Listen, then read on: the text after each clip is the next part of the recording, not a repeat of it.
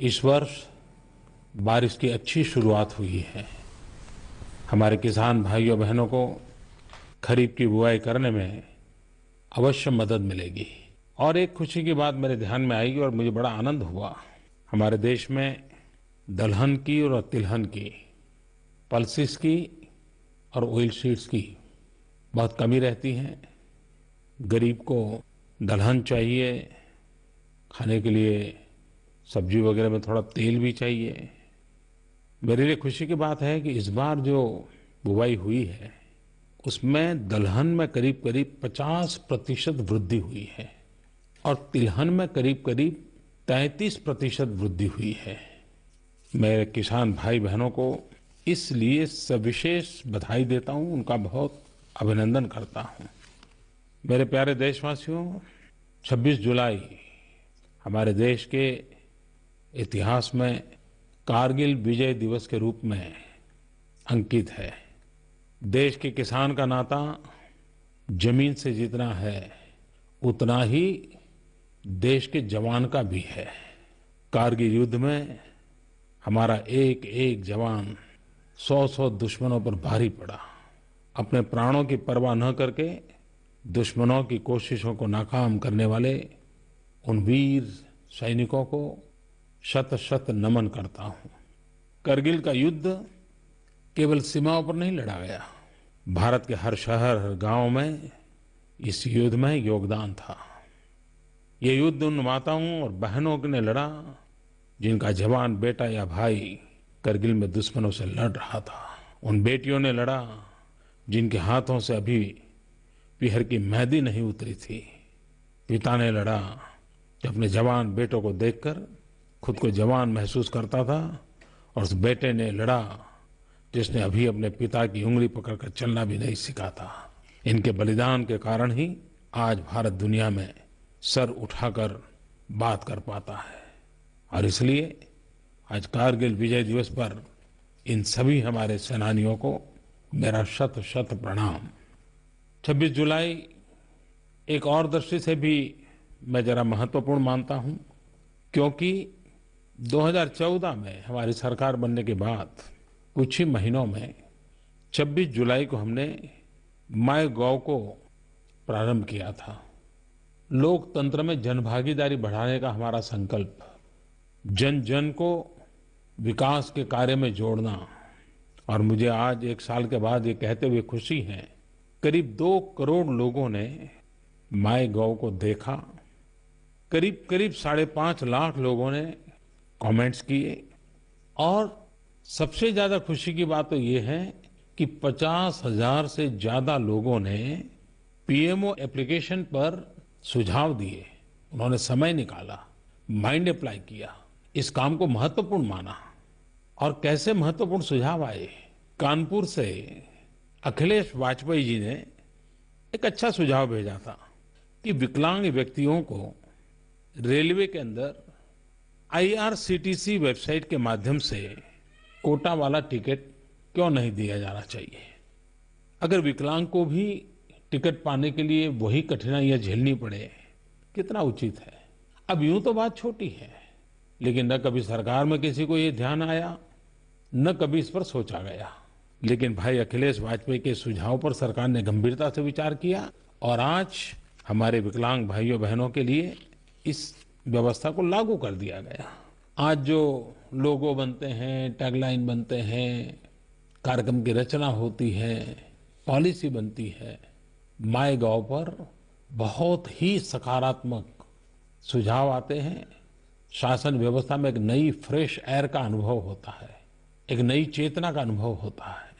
इन दिनों मुझे माय गॉव पर ये भी सुझाव आने लगे हैं कि मुझे 15 अगस्त को क्या बोलना चाहिए। चेन्नई से सुचित्रा राघवचारी, उन्होंने काफी कुछ सुझाव भेजे हैं। बेटी बचाओ बेटी पढ़ाओ पर बोलिए, क्लीन गंगा पर बोलिए, स्वच्छ भारत पर बोलिए। लेकिन इससे मुझे एक विचार आया, क्या इस बार 15 अगस्त को मुझे क्या बोलना चाहिए?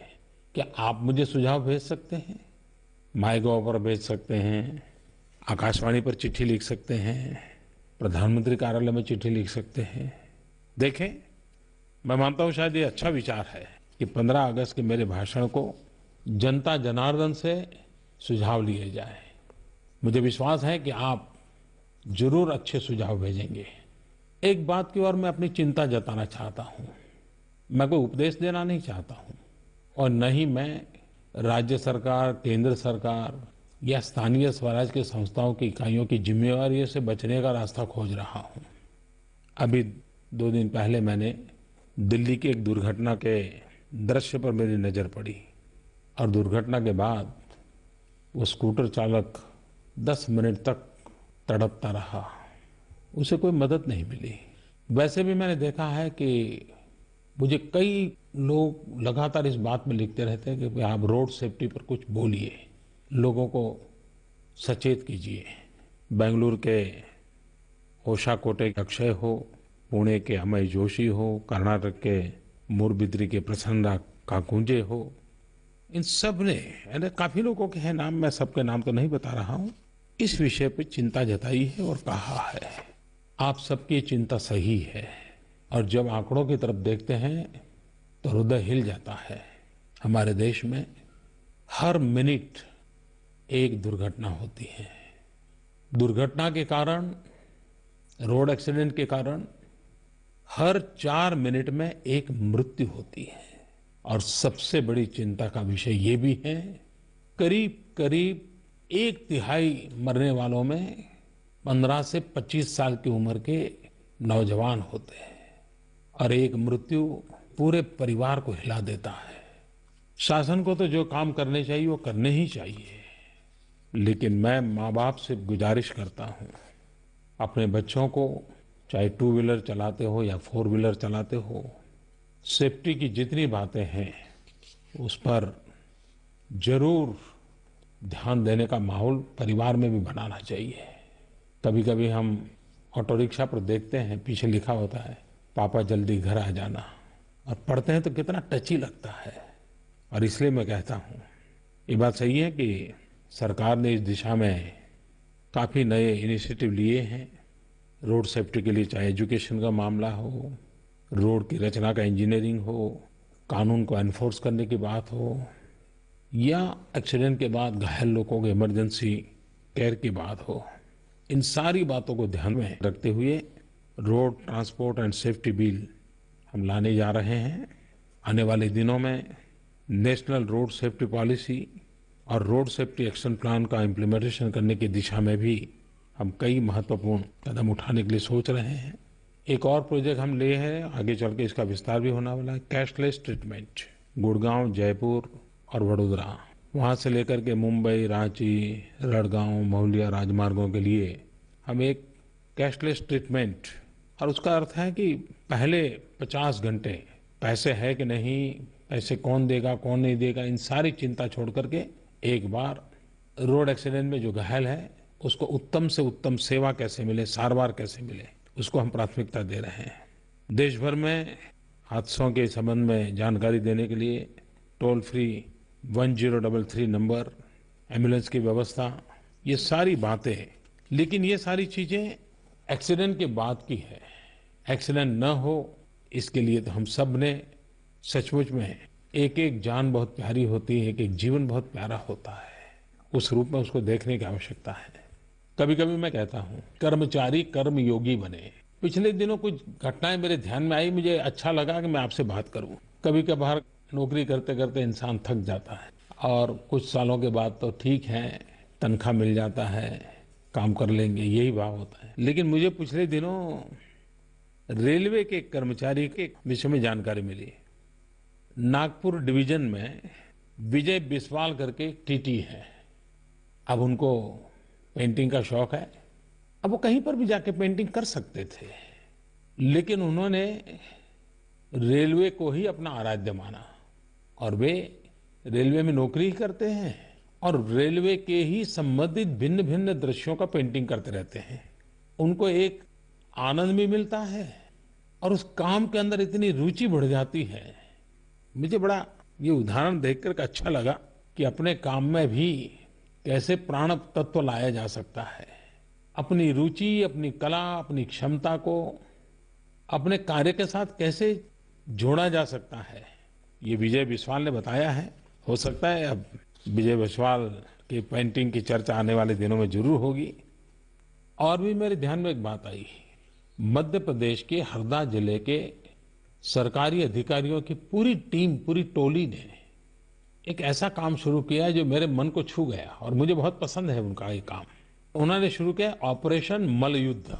अभी कोई उसका सुनते ही उनको लगेगा कुछ और ही बात होगी, लेकिन मूल बात यह है कि उन्होंने स्वच्छ भारत अभियान को एक नया मोड़ दिया है और उन्होंने पूरे जिले में एक अभियान चलाया है, ब्रदर नंबर 1। यानी वो सबसे उत्तम भाई जो अपनी बहन को रक्षाबंधन पर एक टॉयलेट भेंट करे। और उन्होंने बीड़ा उठाया है कि ऐसे सभी भाइयों को प्रेरित करके उनकी बहनों को टॉयलेट देंगे और पूरे जिले में खुले में कहीं माताओं बहनों को शौच न जाना पड़े। ये काम रक्षाबंधन के पर्व पर वो कर रहे हैं। देखिए रक्षाबंधन का अर्थ कैसा बदल गया। मैं हरदा जिले के सरकारी अधिकारियों की इस पूरी टीम को बहुत बहुत बधाई देता हूँ। अभी एक समाचार मेरे कान पे आए थे। कभी कभी मुझे छोटी छोटी चीजें बहुत मेरे मन को आनंद देती है, इसलिए मैं आपसे शेयर कर रहा हूँ। छत्तीसगढ़ के राजनांदगांव में केशला करके एक छोटा सा गांव है। उस गांव के लोगों ने पिछले कुछ महीनों से कोशिश करके टॉयलेट बनाने का अभियान चलाया और अब उस गांव में किसी भी व्यक्ति को खुले में शौच नहीं जाना पड़ता है। ये तो उन्होंने किया, लेकिन जब पूरा काम पूरा हुआ तो पूरे गांव ने जैसे कोई बहुत बड़ा उत्सव मनाया जाता है वैसा उत्सव मनाया। गांव ने ये सिद्धि प्राप्त की। केशला गांव समस्त ने मिलकर के एक बहुत बड़ा आनंद उत्सव मनाया। समाज जीवन में मूल्य कैसे बदल रहे हैं, जनमन कैसे बदल रहा है और देश का नागरिक देश को कैसे आगे ले जा रहा है, इसके ये उत्तम उदाहरण मेरे सामने आ रहे हैं। मुझे भावेश डेका गुवाहाटी से लिख रहे हैं नॉर्थ ईस्ट के सवालों के संबंध में। वैसे नॉर्थ ईस्ट के लोग एक्टिव भी बहुत हैं, वो काफी कुछ लिखते रहते हैं, अच्छी बात है। लेकिन मैं आज खुशी से उनको कहना चाहता हूं कि नॉर्थ ईस्ट के लिए एक अलग मिनिस्ट्री बनी हुई है। जब अटल बिहारी वाजपेयी जी प्रधानमंत्री थे तब एक डोनर मिनिस्ट्री बनी थी, development of north east region.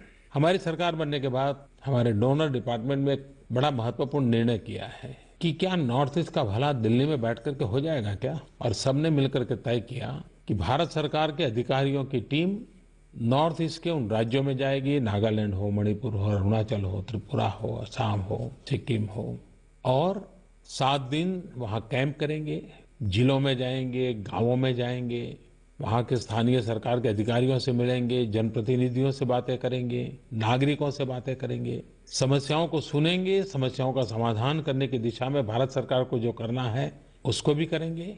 ये प्रयास आने वाले दिनों में बहुत अच्छे परिणाम लाएगा और जो अधिकारी जाकर के आते हैं उनको भी लगता है कि इतना सुंदर प्रदेश, उतने अच्छे लोग, अब इस इलाके को विकसित करके ही रहना है, उनकी समस्याओं का समाधान करके ही रहना है, इस संकल्प के साथ लौटते हैं। तो दिल्ली आने के बाद भी अब उनको वहां की समस्याओं को समझना भी बहुत सरल हो गया है। तो एक अच्छा प्रयास, दिल्ली से दूर दूर पूरब तक जाने का प्रयास, जो मैं एक्ट ईस्ट पॉलिसी कह रहा हूं ना, यही तो एक्ट है। मेरे प्यारे देशवासियों, हम सब इस बात के लिए गर्व करते हैं कि मार्स मिशन की सफलता का हमें आनंद होता है। अभी पिछले दिनों भारत ने PSLV C-28 ने यूके के 5 सैटेलाइट लॉन्च किए। भारत ने अब तक लॉन्च किए हुए ये सबसे ज्यादा हैवी वेट सैटेलाइट लॉन्च किए। ये खबरें ऐसी होती हैं कि कुछ पल के लिए आती हैं, चली जाती हैं, तो हमारा ध्यान नहीं जाता, लेकिन ये बहुत बड़ा अचीवमेंट है। लेकिन कभी कभी ये भी विचार आता है, आज हम युवा पीढ़ी से अगर बात करते हैं और उनको पूछें कि आप आगे क्या बनना चाहते हो, तो 100 में से बड़ी मुश्किल से एक आध कोई स्टूडेंट मिल जाएगा जो ये कहेगा कि मुझे साइंटिस्ट बनना है। साइंस के प्रति रुझान कम होना ये बहुत चिंता का विषय है। साइंस एंड टेक्नोलॉजी एक प्रकार से विकास का DNA है। हमारी नई पीढ़ी साइंटिस्ट बनने के सपने देखे, रिसर्च इनोवेशन में रुचि ले, उनको प्रोत्साहन मिले, उनकी क्षमताओं को जाना जाए, एक बहुत बड़ी आवश्यकता है। अभी भारत सरकार के मानव संसाधन मंत्रालय ने एक राष्ट्रीय आविष्कार अभियान शुरू किया है। हमारे राष्ट्र के पूर्व राष्ट्रपति डॉक्टर कलाम जी ने इसका आरंभ किया है।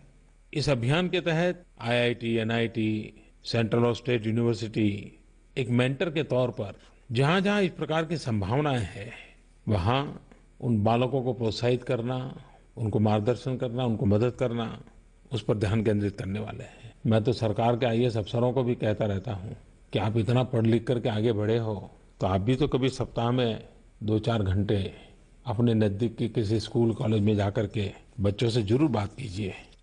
आपका जो अनुभव है, आपकी शक्ति है, वो जरूर इन नई पीढ़ी को काम आएगी। हमने एक बहुत बड़ा बीड़ा उठाया है कि हमारे देश के गांवों को 24 घंटे बिजली मिलनी चाहिए कि नहीं मिलनी चाहिए। काम कठिन है, लेकिन करना है।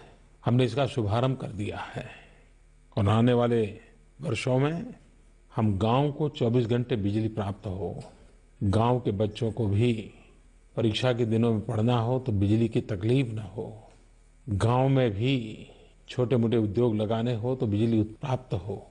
आज तो मोबाइल चार्ज करना हो तो भी दूसरे गांव जाना पड़ता है। जो लाभ शहरों को मिलता है वो गांव को मिलना चाहिए, गरीब के घर तक जाना चाहिए।